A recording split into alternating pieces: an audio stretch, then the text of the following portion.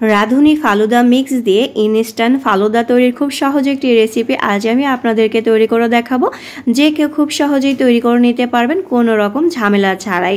আর এক প্যাকেট এই ফালুদা দিয়ে 5 থেকে 6 জন মানুষ খুব ভালো করে খেতে পারবে।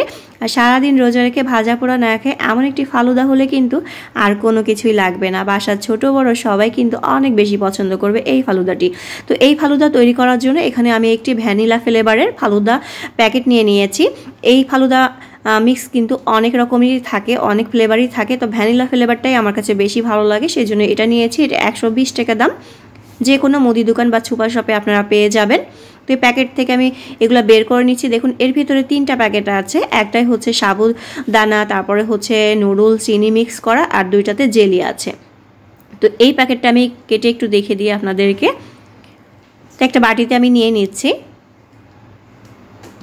এর ভিতরে কিন্তু কিশমিশও দেওয়া আছে, আর কোনো কিছু ব্যবহার করা লাগবে না। এর ভিতরে যেটা আছে সেটা দিয়েই কিন্তু আপনার রান্না হয়ে যাবে, এক্সট্রা কোনো চিনি বা কোনো কিছুই লাগবে না। তো এখন আমি জেলিটা তৈরি করব। তো জেলিটা তৈরি করার জন্য আমি প্রথমে চুলার পরে একটি কড়াইয়ে 1 কাপ পানি দিয়ে দিচ্ছি। এর বেশি কিন্তু পানি দেওয়া লাগবে না। আর এই প্যাকেটের গায়ে কিন্তু সব কিছু লেখা থাকে, আপনারা দেখে শুনে সেটাই তৈরি করে নিতে পারবেন। তো জেলির প্যাকেট একটা প্রথমে দিয়ে দিলাম, আর এটা একটু পিঙ্ক কালার, তো আমি লাল করার জন্য এখানে একটু রেড ফুড কালারটা দিয়ে দিচ্ছি। আমি এখানে রেড ফুড কালারটা ব্যবহার করি। আমি সবসময় রেড ফুড কালার বা যে কোনো কালার ব্যবহার করি রেডম্যানের। তো এই যে এখানে জাল করে আমি অর্ধেকটা করে নিয়েছি, তা না হলে কিন্তু এটাকে জমবে না ভালো মতো, সেই জন্য কিন্তু এটাকে 3-4 মিনিট জাল করে অর্ধেক করে নিতে হবে। তো এই যে আমি এখন একটা প্লেটে ঢেলে নিচ্ছি। একইভাবে আমি সবুজ জেলিটাও রেডি করে নেব। তো এই যে এটাও রেডি করে নিয়েছি, এখন প্লেটে দিয়ে দিলাম। এখন এটাকে এক সাইডে রেখে সেটাতে রেখে দিচ্ছি। এটা ফ্রিজে রাখার দরকার নেই, এমনিতেই জমাট বেঁধে যাবে। তারপরে কড়াইয়ে আরেকটা আমি দুধ দিয়ে দিচ্ছি, 1 লিটার দুধ এখানে দিয়ে দিলাম। তারপরে হচ্ছে এখানে 10 টাকা দামের একটা গুঁড়া দুধের প্যাকেট দিয়ে দিচ্ছি, চাইলে আপনারা আরও গুঁড়া দুধের পরিমাণটা বাড়িয়ে দিতে পারেন। তারপরে দুধটা ফুটে গিয়েছে, এখন হচ্ছে আমি সেই সাবুদানা মিক্সগুলো এর ভিতরে দিয়ে দিচ্ছি। মানে ফালুদা মিক্সের যে জিনিসগুলো ছিল সেটার ভিতরে দিয়ে নেড়ে চেড়ে দিলাম। আর এটা কিন্তু বারবার নেড়ে দিতে হবে, তা না হলে নিচে লেগে যেতে পারে। আর এখানে কিন্তু আর কোনো কিছু দেওয়ার প্রয়োজন নেই। তো এটাকে নেড়ে চেড়ে আমি জাল করে নিচ্ছি, আর মাঝে মাঝে এভাবে নেড়ে দিতে হবে। 4 থেকে 5 মিনিট রান্না করার পরেই কিন্তু এটা হয়ে যায়। তো এভাবে নেড়ে চেড়ে আমি রান্না করে নেব। তো এই যে আমার এটা হয়ে গেছে, দেখতেই পাচ্ছেন। একটু পাতলা থাকতেই নামাতে হবে, তা না হলে কিন্তু এটা ঘন হয়ে যাবে। তো আমার এটা হয়ে গেছে, এখন নামিয়ে আমি একটা বাটিতে নিয়ে নিচ্ছি, নিয়ে তারপর ঠান্ডা করে ফ্রিজে রেখে দেবো। আর এটা কিন্তু ঠান্ডা ঠান্ডা খেতেই ভালো লাগে। তো এই যে বাটিতে নিয়ে নিয়েছি, এখন এটাকে আমি ফ্রিজে রেখে দেবো ঠান্ডা হওয়ার জন্য। এখন হচ্ছে সেই জেলিগুলো আমি কেটে নিচ্ছি, জেলিগুলো কিন্তু ছেট হয়ে গিয়েছে।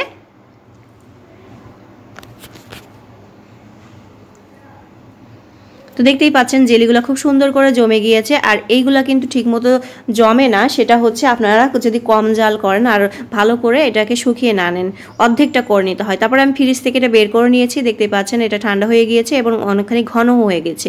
এখানে কিছু ফল কেটে নিয়েছি, কলা, সবুজ আঙ্গুর, কালো আঙ্গুর, তারপর ডালিম আর হচ্ছে আপেল। এটা আপনাদের ইচ্ছা অনুযায়ী আপনারা ফল কিন্তু এখানে কেটে নিতে পারবেন এবং মেশাতে পারবেন। চাইলে সব কিছু মিক্স করে একটা বাটিতেও পরিবেশন করতে পারবেন, আবার এভাবেও আপনারা পরিবেশন করে নিতে পারবেন। তো আমি গ্লাসে পরিবেশন করে আপনাদেরকে দেখিয়ে দিচ্ছি। 3টা গ্লাস 3ভাবে আমি ডেকোরেশন করব। তো প্রথমে সাবুদানা, তারপরে ফল, তারপর রুহ আফজা, জেলি, আবার সাবুদানা দিয়ে নিয়েছি একটা গ্লাসে, আর আরেকটা গ্লাসে এভাবেও আমি হচ্ছে জেলি, তারপরে হচ্ছে রুহ আফজা, তারপরে সাবুদানা, তারপরে ফল, আবার সাবুদানা, জেলি, এভাবে দিয়ে ডেকোরেশন করে নেব। এটা আপনাদের ইচ্ছা অনুযায়ী কিন্তু আপনারা করে নিতে পারবেন। তো সব গ্লাসগুলো আমি একইভাবে ডেকোরেশন করে নিচ্ছি।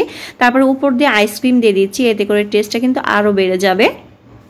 আবার উপর দিয়ে একটু জেলি, তারপরে হচ্ছে রুহ আফজা দিয়ে এটাকে ডেকোরেশন করে নেব। সামান্য একটু ডালিমের রস দিয়েছি, একটু রুহ আফজা দিয়ে নিয়েছি। দেখতেই পাচ্ছেন তৈরি হয়ে গিয়েছে দারুণ মজার ইনস্ট্যান্ট ফালুদা। তো খুব সহজেই তৈরি করা যায় আর খেতে অনেক মজার। অবশ্যই আপনারা ট্রাই করে দেখবেন, আশা করি আপনাদের ভালো লাগবে। আজকের মতো বিদায় নিচ্ছি।